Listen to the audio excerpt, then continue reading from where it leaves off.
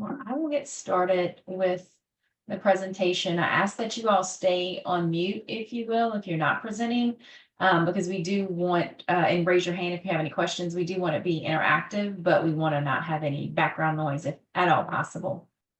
So I will begin by introducing myself. I'm the president of Louisiana Recycling Coalition, Kelly Williams, and I had a quick presentation just about Louisiana Recycling Coalition, and then I will turn it over to our speakers for the day. And I'm going to attempt to screen share. Real quick.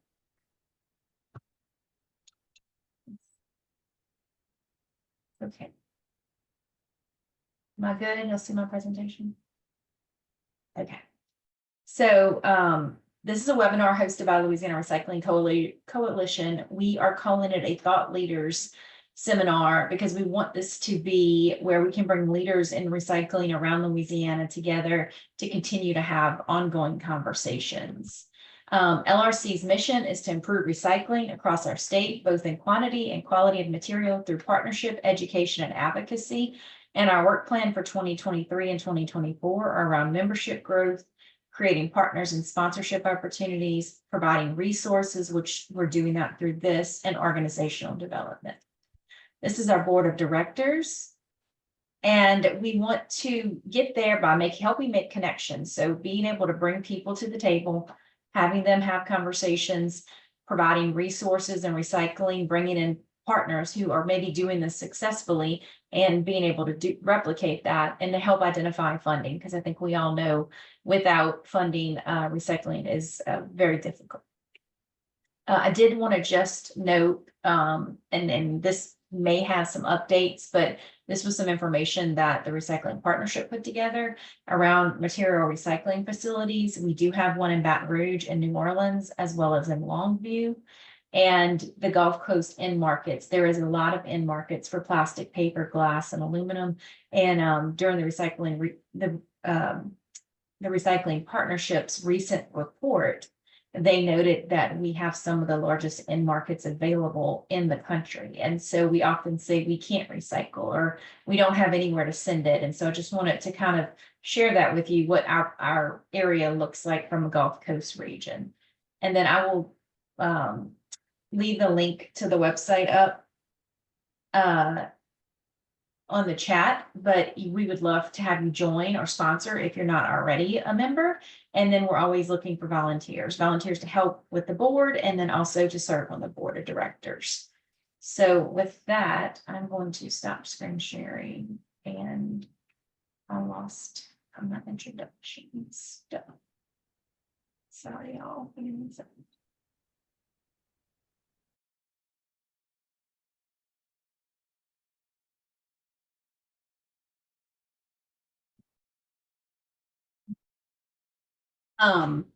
So Zoe and Blake are on, and they are going to help us in regards to sharing what they're doing with Keep Texas Beautiful and Keep Texas Recycling. And so they have set up a rural recycling program to support efforts to help some of the smaller municipalities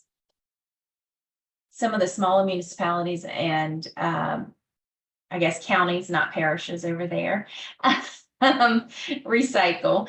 And they have done a fantastic job and have sustained this over a period of time through creating a co-op. Zoe is the Keep Texas Recycling Program Manager, and she serves to implement and approve recycling programs in over 55 rural entities, including civic groups, private industry, military bases, government entities, and school districts. And Brock is the City of Plainview Solid Waste Superintendent and Executive Director of Keep Plainview Beautiful. And he has been there for 18 years. He has a wealth of experience in the area. And with that, I will turn it over to you all to begin the presentation. Thank you for the introductions, Kelly. I'll go ahead and share my screen.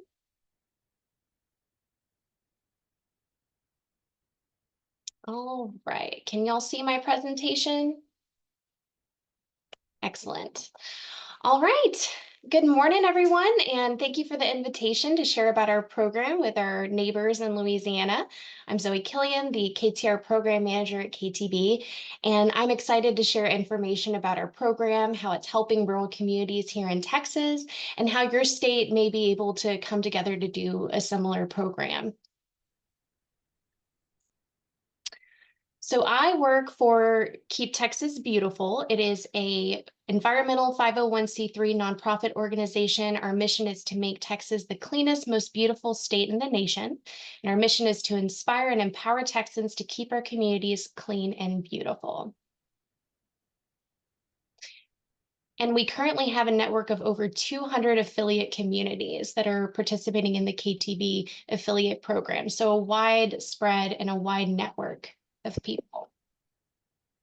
To accomplish our mission, keep our state beautiful and clean. We focus on these three areas for our programming. We have litter prevention, where we provide tools and resources to schedule litter cleanups in each of these communities, education, awareness campaigns. We also have grants and resources to assist with general beautifications through tree plantings, restoration projects, and graffiti removal.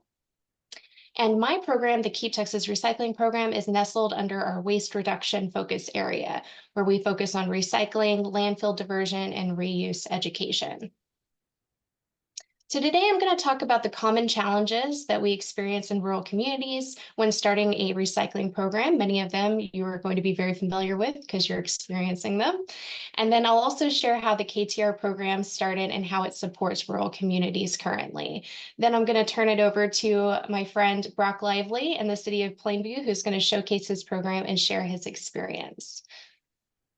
So we've heard it before, but it's important that we remember exactly why recycling is an important component of an integrated solid waste management strategy. It saves natural resources like timber, water, minerals, and energy. It reduces pollution of our air, water, and our beautiful Texas landscape here. We all love to see the wildflowers on our road trips across the state, but we hate when litter gets in the way of that. There's research that shows that 25% of litter observed on our roadways are beverage containers and paper, which could be mitigated through recycling. And recycling lessens the burden on our landfills. It's costly to build new landfills, and recycling helps generate revenue to offset solid waste costs. And it's good for our economy. In 2019, the recycling industry in Texas contributed $4.8 billion to the economy and supported nearly 23,000 jobs. That was on par with the petroleum refining industry and furniture manufacturing industries here in Texas. So it contributes quite a bit. We know the impacts of recycling are important and necessary for solid waste management, but that doesn't mean that it's easy. So while larger populations are tackling bigger challenges like contamination and general participation, our rural communities are facing the biggest challenge of even getting a recycling program started. Some of those challenges include proximity to markets, like mills where they receive one material, or MRFs, material recovery facilities where they're receiving multiple materials. And because of that, we see very high transportation costs that often are more than the revenue of the material. So there's a cost to recycling in some cases. There's also limited funds from low tax revenues in low populated counties or parishes. There's also lack of or aging equipment we see in these communities.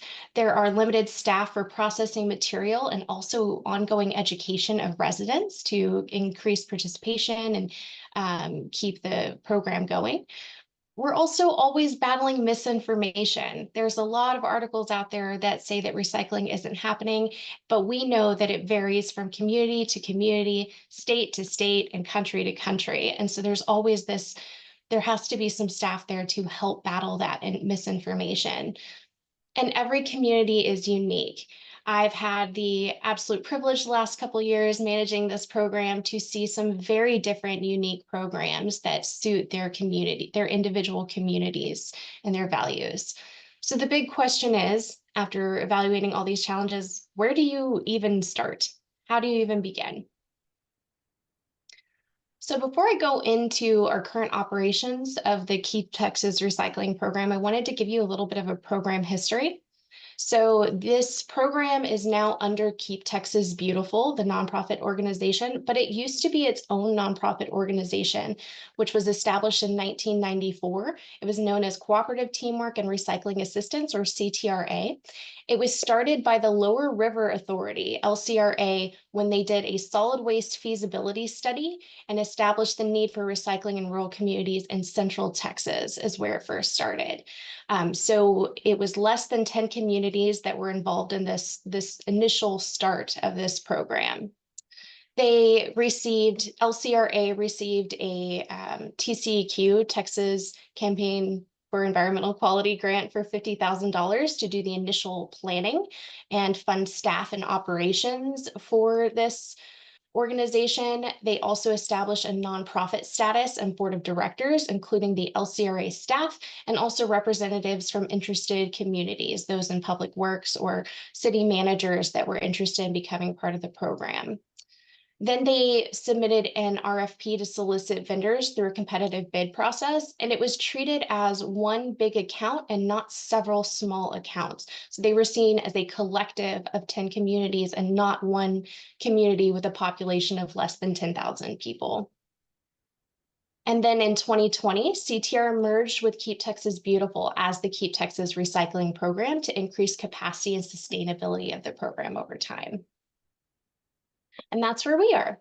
So the Keep Texas Recycling Program is a mighty team of two. I'm the program manager, and I'm joined by Ashley Shelley, who's our program coordinator and helps with the administration of the day-to-day pickups and processing.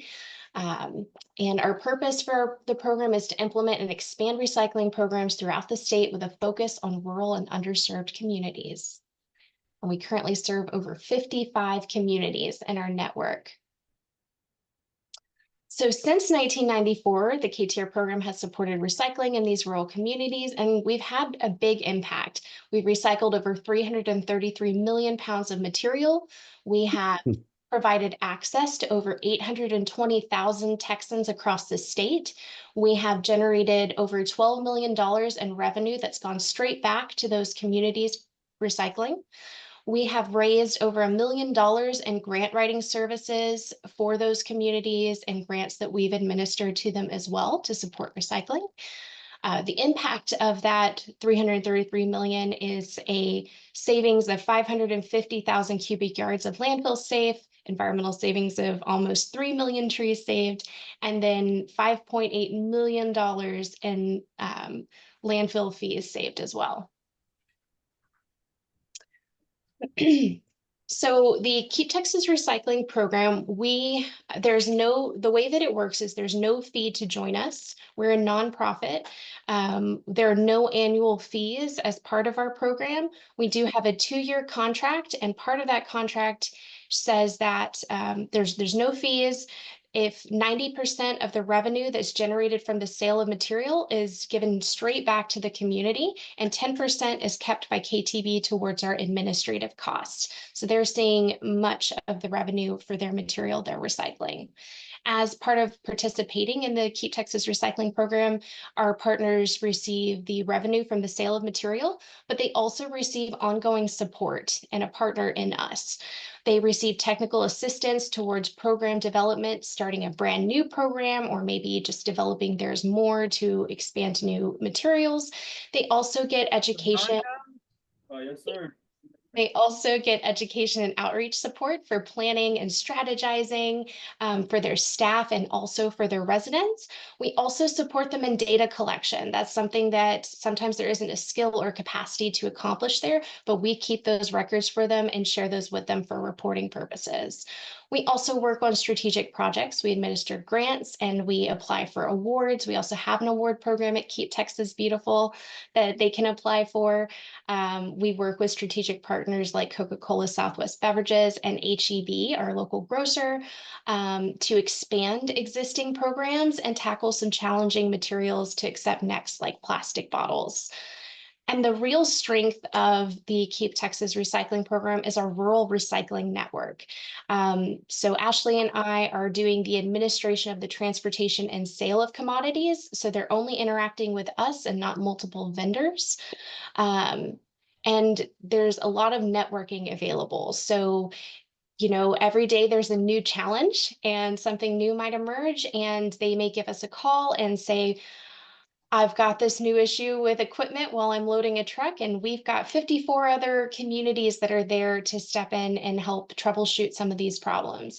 So it's just a really wonderful network and strength of the program is all these rural communities that are working towards the same mission and have the same shared experience.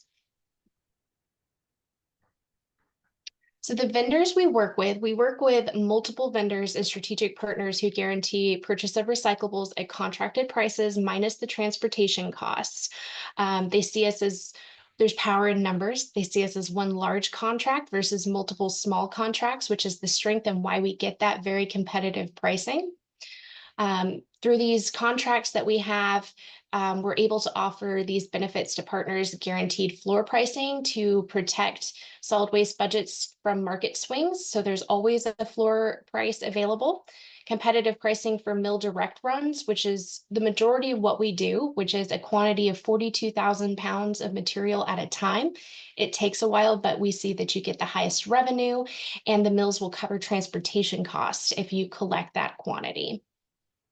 We're also very transparent with our price schedules. Every month, we send our partners a schedule of how much each material is worth that much. And that's based on our contract market indices. And we also offer multi-stop transportation opportunities, which I'm really excited that we are piloting again this month. And Brock is actually going to be our guinea pig later today or tomorrow morning, and will be the second of a multi-stop transportation opportunity that's happening. All right, so through the KTR program, we have 55 entities.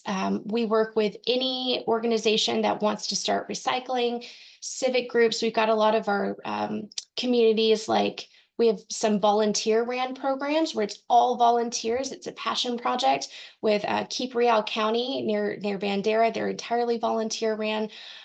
So their program looks a lot different than a city program. And we work with military bases where theirs is very different. They have a lot more guidelines and requirements for us to move their material, but we're able to work with them on that. And we also work with school districts. Those are a little more challenging, but they're very rewarding to work with. So what does a typical Keep Texas Recycling Partner community look like? They're usually under 10,000 in population, over 60 miles from a market, because that's when you start seeing those very high transportation costs to a MRF. They often have limited funds, staff, and time to manage a program.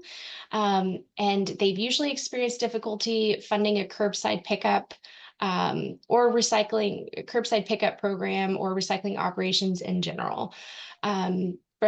And that's why they join our program. And the best option is to operate a drop-off center with separated materials.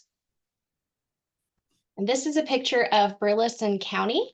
They just opened their cardboard baling center in September of last year, and we were able to help fund their center with funds from HEB, a local partner. And yeah, they're already looking at expansion to new materials. So a drop-off program is usually pretty straightforward. So a formula for a simple, sustainable program is first look at material management. What items are you going to collect? We recommend that you start collecting high volume, high value material. All of our partners recycle cardboard just to start, just to get their sea legs and go through the operations, and then start scaling their program and moving to new locations and accepting new materials. The way that the drop-off programs work is they separate and bale the material. So they have a large quantity of single material loads, so they get the highest value. So here on the right, that's Polk County. Polk County Recycling and Beautification. They are a nonprofit. They are like a KTB affiliate, volunteer ran program with support from the county for administration of it. So that is what a full load mill direct cardboard load looks like. And it varies from community how long it takes to collect that much material. From a building and equipment standpoint, it can look very different across the state. I've seen how communities have made all kinds of things work. But a simple 3-sided enclosure for cardboard is sufficient. A baler and a forklift and collection bins and a fence to reduce the opportunity for dumping is encouraged. And then as far as operations, usually they limit hours of operation to reduce the opportunity for dumping. They have part-time staff, volunteers, or a combination. We've seen a lot of success with staff operating and kind of owning the program, but leaning on local civic groups and volunteer organizations to help them with education and increasing participation. And then after the drop-off program is established, our partners look at planning for expansion and build on the hub and spoke model. So they would designate a hub, which would be a central location for processing. This is Fayette County in Texas. They have multiple satellite locations that can be very simple and different to serve different regions of their community. They've got satellite baling locations in the top right there. At the bottom right, they have a mobile trailer that they have. And then at the bottom left with those two lovely volunteers, that's actually Bandera, but I love the picture and I added it in. They also have expanded from their central hub to a new satellite location. And something wonderful that I observed about these satellite locations and these rural drop-off programs is that there's a lot of community. When I took this picture at the bottom right of these dumpsters where they're collecting material, members of the community were just stopping by to see their friends. And it was almost like a communal meeting place to recycle and also chat with their neighbors.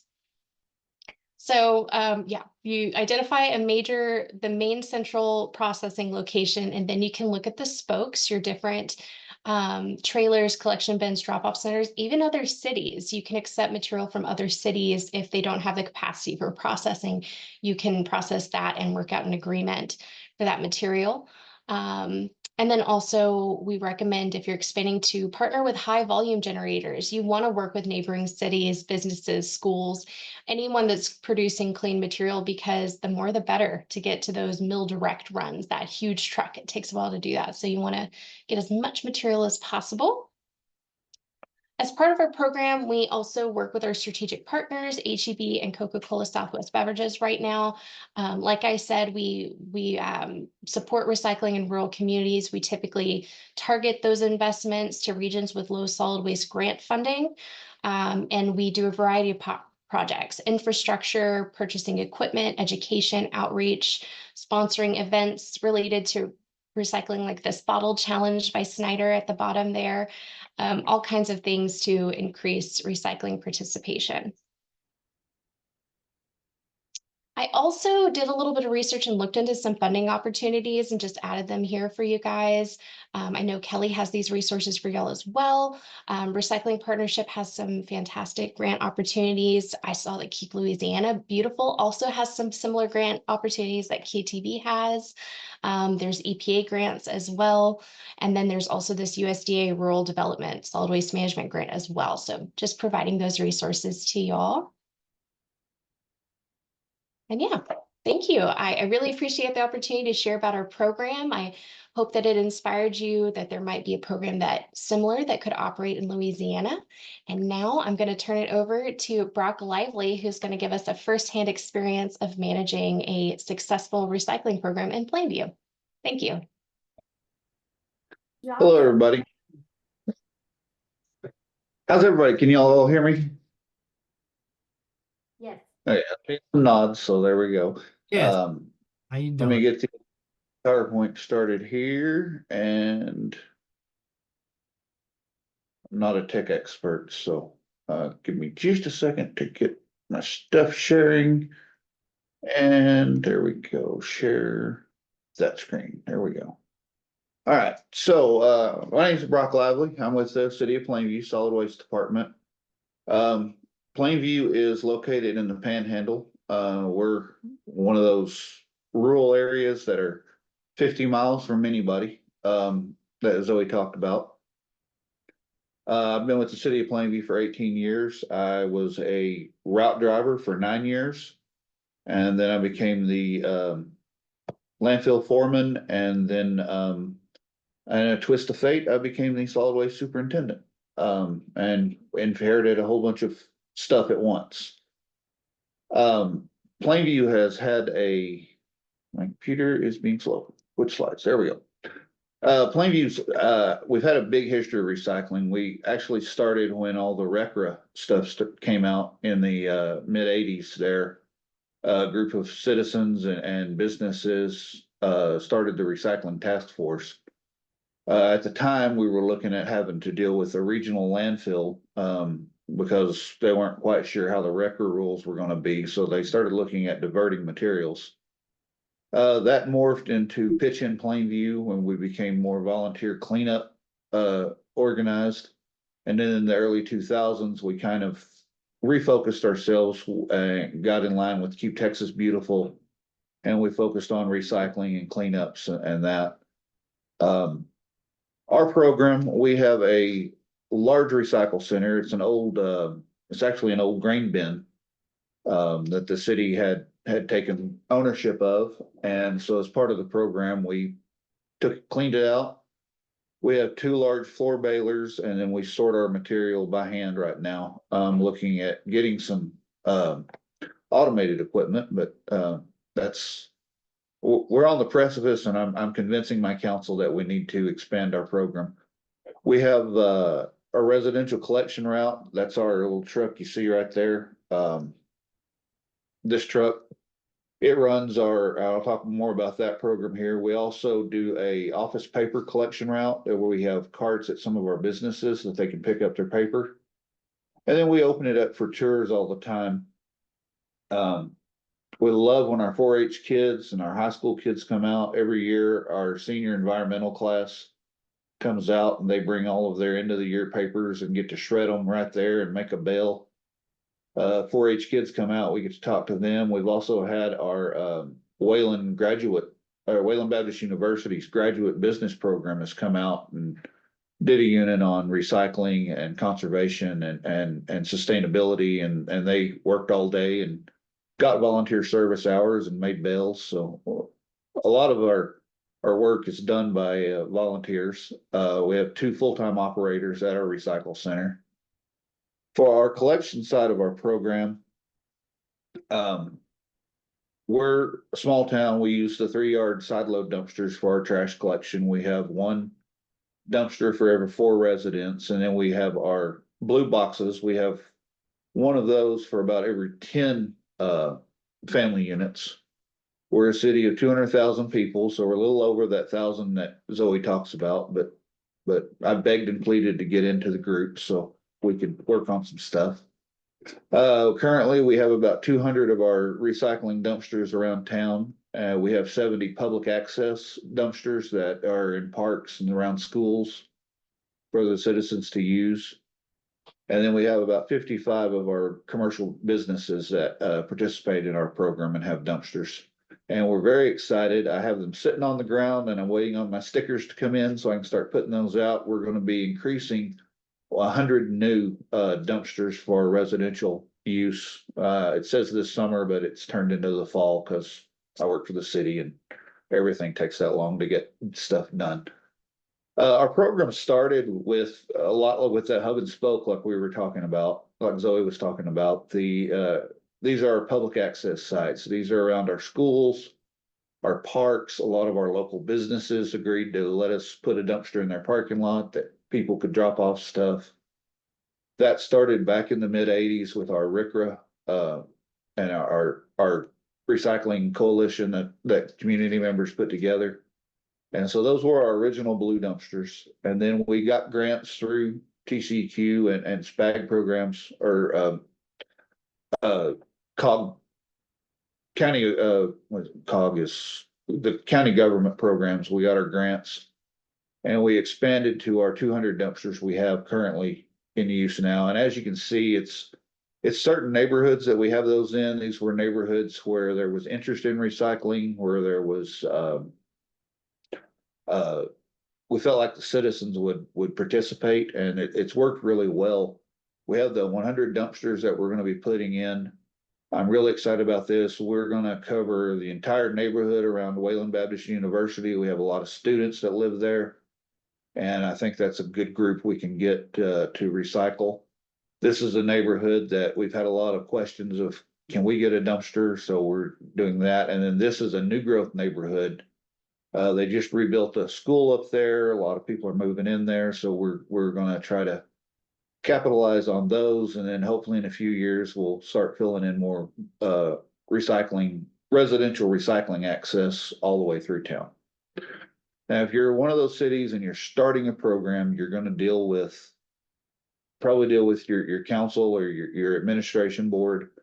And they're gonna wanna know, is it gonna make money? And I will be perfectly honest with you. Dollars to dollars, year into the budget, your recycling program is probably not going to pay for itself. My recycle program, I have an operating budget of $175,000 a year. What we've made from selling our materials, we've done a lot better this year, and this number needs to be updated because I've sent Zoe a lot of paperwork and a lot of cardboard this year, and have gotten a lot of recognition by our council for what we've done this year. But there's a pretty big gap between the income we can actually make off the material and paying for the operation. But it doesn't just come out to those dollars per year, because this material, I'm not putting in my landfill. Right now at the City of Plainview, we have a 10% diversion rate of our trash. And we're very proud of that. I wish we were up there at 25 like the government wants us to be, but for a rural community of old conservative farmers like Plainview, 10% is a really good number. And the way I explain this to our council is that's 10% less space I'm taking up each day. And that basically is, I'm cutting out 36 days out of the year that I'm not putting trash in, 10% of 365 days. So that's 36 days of dumping that we could technically say we don't run the landfill that day. That material's going somewhere else. I'm not running my equipment at $5,500 a day, which is my operating cost here at the landfill. So we're saving $198,000 every year just from landfill operation experiences, plus what we're making off selling our materials. So when you look at it that way, we're paying for our recycling program is paying for itself. So there is some profit there. Of course, like all programs, there's places we want to improve. Currently, we're doing about 1 truckload or 20 tons of cardboard every month. We're hoping that we can increase that to 2 loads a month. We do about 20 tons of shred paper about every 3 months. I'm trying to get that up to 1 load a month. We're getting a lot more businesses that come to our recycle center with their records. We just had our prison here brought, our guys were shredding paper for about 3 days. And we're shipping off a load next week of shred paper. And we're very excited about that. But we're getting a lot of word of mouth. Businesses will talk about, hey, I'm not having to pay somebody to come get this paperwork. We can stand right there. We can watch it be shredded. We know it's shredded, and then it's going to staying in the local economy. So that's one area. And then there is the great PET Enigma, which is what we're working on next and what we're shipping today on our multi-stop load. For rural communities, having a PET program or a plastics program is difficult. 1 16-ounce, 20-ounce plastic bottle like this one, it takes about 20 of these to make 1 pound when they're empty. You need 20 tons to fill up a truck. That's 800,000 bottles. For Plainview with 20,000 citizens, that's 40 bottles per person to make 1 20-ton load. Now it's been 110 here, and I may have drank my quota of 40 bottles a person this week, but it's a hard number to get to. And so working with Keep Texas Recycling and being able to gather other communities like we're doing today, we have a truck going to Booker, which is up on the Oklahoma Panhandle.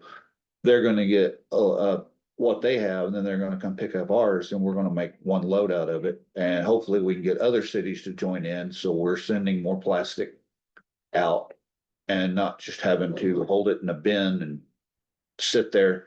We were looking through our PET with 3 bales, I think. I think one was falling apart yesterday. So you might update your paperwork on that, but one of them was so covered in dust, we had to take the air compressor and blow it off so we could make sure it was in good shape to ship. So, it sits there, it's sat there forever. The last time Plainview shipped plastics was in March of 2020. I don't know if that's a thing. You might want to go buy your toilet paper, because the last time we shipped plastics, we locked down the country a week later. So we're all hoping that we don't get locked down because we're shipping plastic this time. Feel free to laugh. That was a bad joke, but it's one that we've been telling here at City Hall. With our hub and spoke plan and with these multi-stops, we could hit that 800,000 with these 2 regions, the Panhandle Regional Planning Commission and the South Plains Association of Governments, which is our 2 cogs that run the Panhandle. We have 878,000 residents, so everybody can have a Coke a day and save that plastic, and we have enough from these 2 regions that we can ship that. That's the goal we're trying to get to, is get a lot more community involvement in this region. And like I said, we've got a big barn, and I have already said I would be willing. We're right in the middle of all that. Plainview is right here, right on the line. So I would be 100% willing for all these counties to send me their stuff, and then we'll divide it up and get them their checks. And I think we could turn this into a great program in this region. We've been doing this for 30 years. We've built our program slowly. We've had people in charge who've been big on recycling. Then we had some who weren't, and then I'm big on recycling. So I put a lot of effort in the program. We've also done a lot of out of the box recycling. This is a little project we did here in Plainview. We have upgraded all of our water meters to new digital read meters. And when they were in the planning stages, they asked if they could use some of that space in our recycle center to headquarter the project out of. And I noticed that the packaging for the boxes was all cardboard. I said, hey, we can recycle that. And my public works director said, well, what about the brass? So we're cleaning the brass from the old water meters. And on this project, we are running a 90% diversion rate, which 90% of the materials off of that project we will be sending through the cardboard, and then we'll be selling the brass to metal recyclers. And so of that $10 million project, we're only putting about 10% of the waste in the landfill, and it's some odd meter boxes that aren't recycled material. So we got the APWA Project of the Year for the environment for this project. We're very proud of this project. And this project will be closing out within about 3 weeks, and I'm going to get all this space back. You can see all of the meters that were there. The meters came in these beautiful cardboard. There was no styrofoam in it. I was so happy. And then, of course, here is where we're storing our bales of cardboard and our paper. I just put that in for a little view of what it looks like back there. Keep Texas Recycling is huge. And has taken a lot of the work off me. When I took over, I was having to get the pricing, and I was working with about 3 or 4 different vendors. And by the time you paid your transportation and then you paid your brokers, we weren't seeing anything in our returns on our material. We've got Zoe and Ashley who are quick to respond. I've come home and been on the phone with Zoe about stuff that I'm asking her, and my wife walks in and says, oh, it's your Austin girls. I get it. They're great to work with, and having a team that's great to work with and is willing to answer questions at all strange times of the day is great. They have these great educational materials that, I'm telling my people here in Plainview, Texas, the same thing that Del Rio's being told, about what is recyclable, what is recyclable, what is acceptable. So you don't have a lot of that, because we had that in the past of people who would move here and go, well, I lived in California and we did this and this. And I'm like, well, we don't really have the ability to do that, but I can look into it. You know, we have the environmental savings we're getting off of our landfill space, and then because we're not paying that middleman brokerage, Ashley and Zoe are doing all that brokering for us. And then again, we have all these municipalities in the network. I've gotten calls about how did y'all build y'all's docks? There's a city wanting to build a dock so they can load a van trailer, and I sent pictures and it's worked out and helped out, and it's been great to help each other out and get to know other people interested in the same effective recycling that we are. So that's pretty much what we've got here in Plainview. Here's my contact information. I love getting to talk trash, and like my wife says, every time we go on vacation, I take a picture of a dumpster. So if you got any questions about a program, or you need some advice, or you just want to talk about frustrations with the program, I'm here, and like I said, I like getting to meet new people in this industry and talking about it. So at that, I will turn it back over to Zoe and Kelly. Zoe, did you have any other comments? No, just that it's been an absolute pleasure working with Brock over the last, I think we're going on a year and a half now. Yeah, they have an incredible program, have their sights on scaling, and it's just been a really cool experience to work with him. So thank you, Brock, for sharing that. Yeah, and I think that's kind of the conversation, the kind of how Brock just ended it, you know, one of the things that Louisiana Recycling Coalition is trying to do is get all the partners who are doing things in the state together. So if you do have a question, or you do have, you know, how did you do this? Who do you use for this? To have a place to regularly visit with your peers and have those conversations. I know we don't have a lot of people, but I think some of the people on the phone are definitely leading the way in recycling.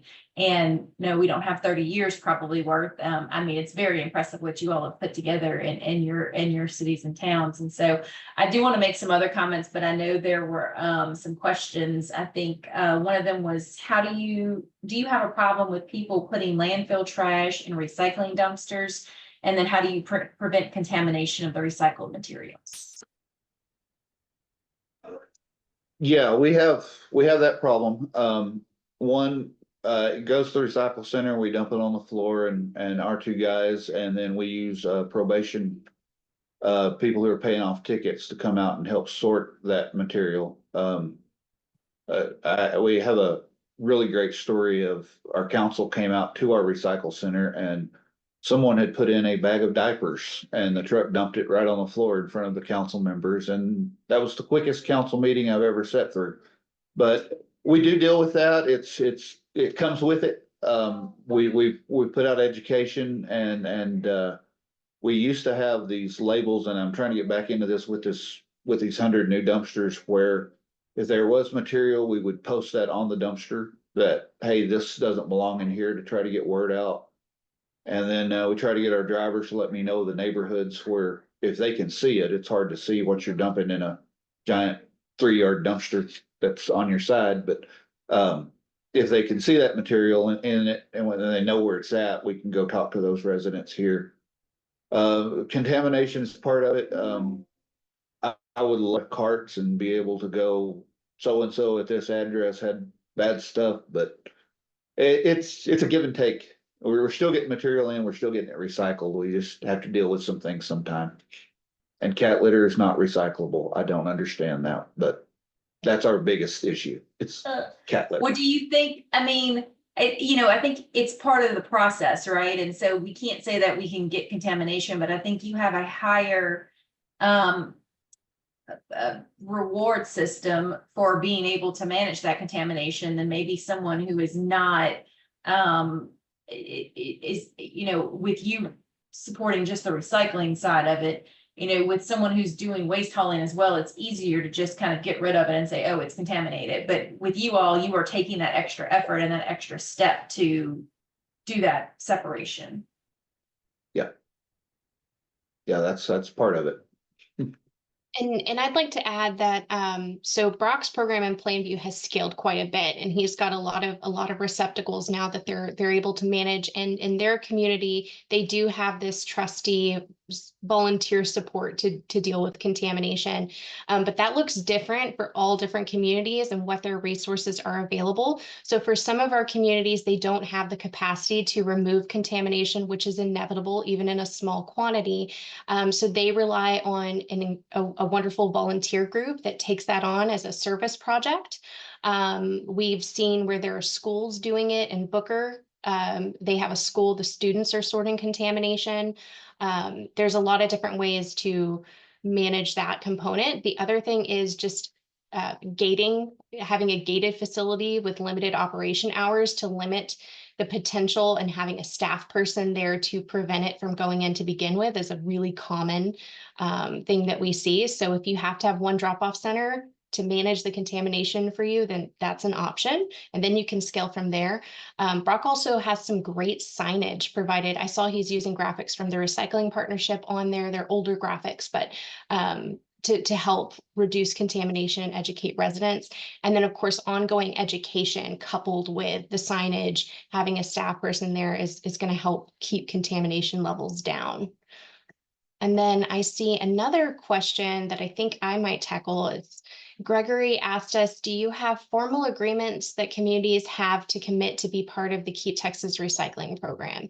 Yes. So we do have formal agreements in place with all of our KTR partners. It is we're a nonprofit organization. It's a very non-threatening agreement. There's a 30-day out. If we sign an agreement and they never move material with us, there's no penalty or anything like that. There's no expectation of volumes that they're generating. It's just giving us permission to sell their material for them and define that 90%, 10% relationship with the revenue of material.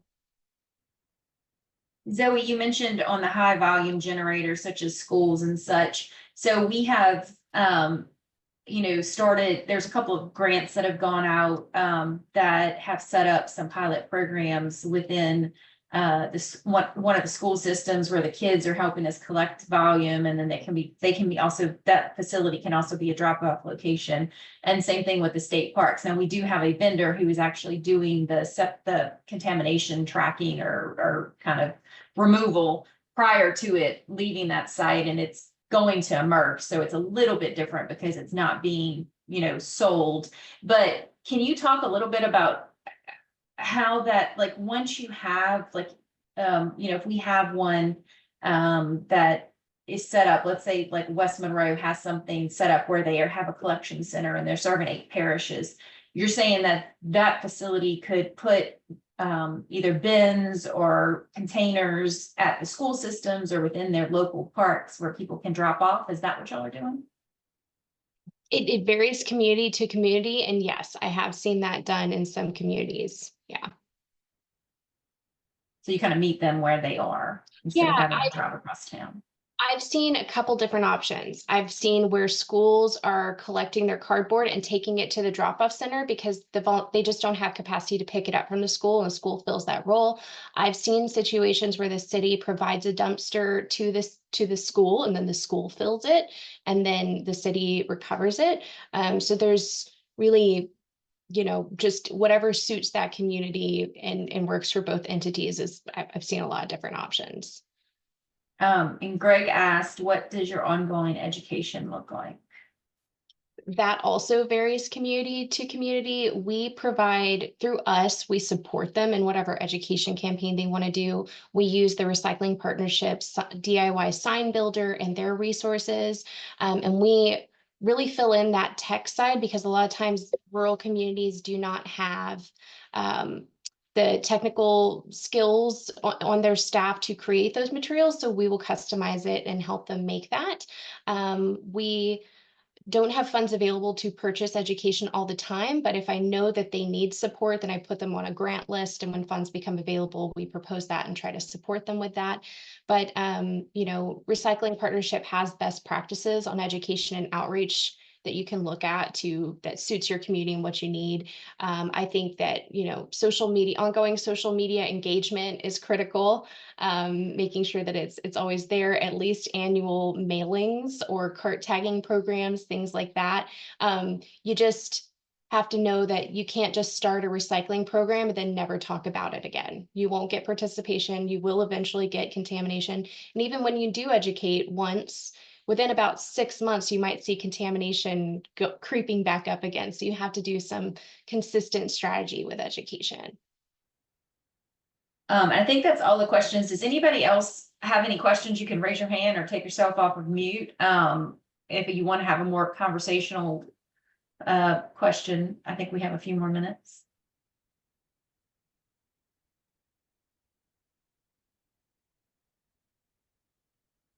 Or any comments from anyone else?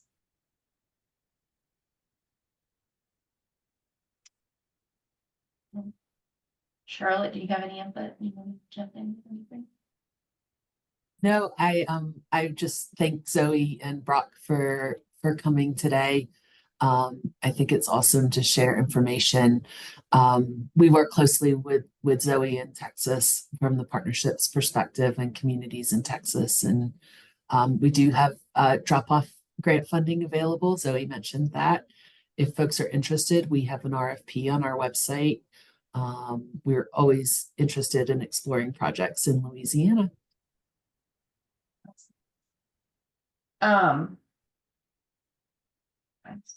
We'll put that, we will list that on at the notes of the YouTube as well. Or Charlotte, if you want to drop it in the comment section for people to review.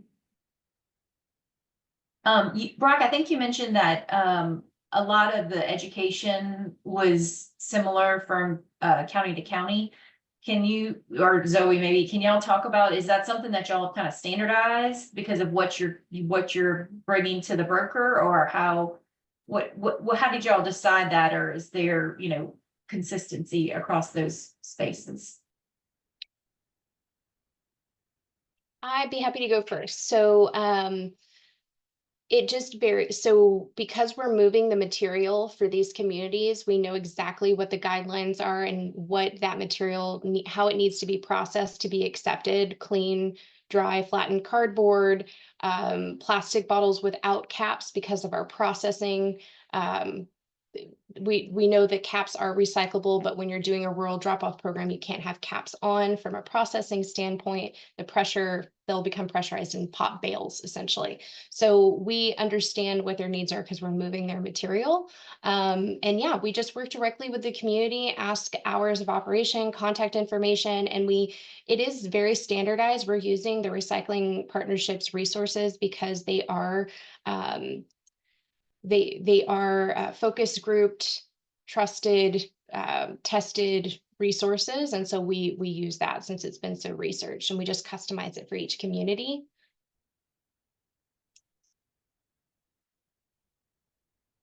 Awesome. Brock, did you want to add anything, or? Yeah, I was actually trying to find that. I guess we're presenting some new dumpster signs that I designed off the partnerships website last week, and I mean, it was 15 minutes and I had a design. It's a great asset. But then I've also, when we joined Keep Texas Recycling, I think it was officially about a year ago, wasn't it, Zoe? Yeah. We got this great, I don't know if my camera's gonna pick it up. We got this great packet of educational resources. And it's got frequently asked questions and a social media kit. Just all kinds of great stuff that everybody gets when they join, and then as new stuff comes out, we get our monthly newsletter, and there's always something fun about it. And then when somebody has a new way to promote recycling, that gets shared out. And so we can steal ideas from each other, and then we have, everybody's getting the same information. Awesome. Well, that's great. No, that's fantastic. Y'all seem to be doing a great job from a communication standpoint at the state level to help those municipalities. And I think that's really what we're missing. A really big piece of what we're missing is that no one's got that umbrella of education and information. But with that, I will open it up one more time to questions, and if not, we will wrap up this meeting.